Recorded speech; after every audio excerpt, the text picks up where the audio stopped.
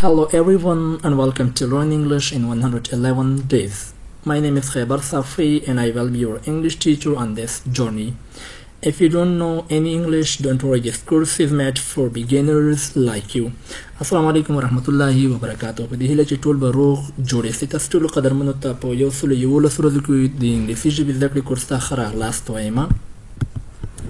دا چې لومړۍ ورځ ده نو لومړۍ ورځ ته ښه راغلاست. Welcome to the first day.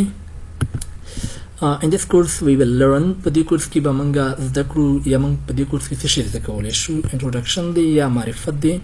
So in this course we will learn grammar به زده کوو، words کلمې یا لغتونه، conversation خبرې اترې، daily sentences روزمره جملې یا ورځنۍ جملې، pronunciation تلفظ، phrases عبارتونه، proverbs متلونه، topics موضوعات د روزمره ژوند اړوند کوم موضوعات چې دي، exercises او د انګلیسي ژبې اړوند تمرینونه. دا چې زمونږ درس به له څو سیکشنو یا برخو څخه جوړ شوی وي. نو لومړی سیکشن چې دی یا لومړی برخه چې ده هغه د ګرامر برخه ده او د ګرامر په دې برخه کې موږ خبرې کوو د ژبې په تورو او غږونو باندې. کله چې موږ تاسو یوه ژبه زده کوو نو ضروري ده چې دغه ژبې توري او غږونه زده کوو. English language has been created from 26 letters and 44 sounds. دا د انګلیسي ژبه چې ده دا له 26 تورو او 44 اوازونو څخه جوړه شوې ده.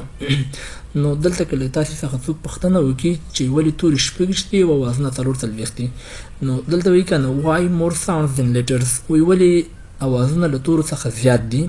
دلته دوه دلیلونه موږ تاسې راوړلی شو. یو دلیل دا دی چې one letter can have different sounds like یو توری چې دی دا مختلف غږونه لرلی شي. د مثال په ډول باندې آی چې دا موږ په دوه ډوله تلفظ کولی شو، یو خپله د آی په اواز کې او بل د ای په اواز کې، لکه انک، او په آی کې لکه آیرن.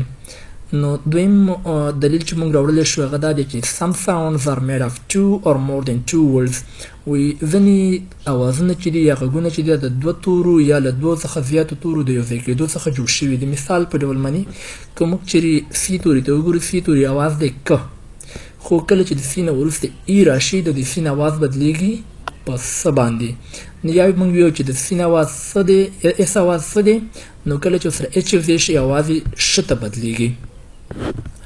نو دویمه برخه چې دا نن موږ سره دا چې د درس لومړۍ ورځ ده، دویمه برخه موږ سره د word sections یا د لغتونو برخه ده. word section یا د لغتونو برخه، په دې کې موږ 3 لغتونه راوړي دي. لومړی لغت د good ویل کېږي ښه. لکه مثال په ډول موږ وایو احمد is a good boy، احمد یو ښه هلک دی. دویم bad معنا بد یا خراب. nice معنا ښکلی یا ښایسته.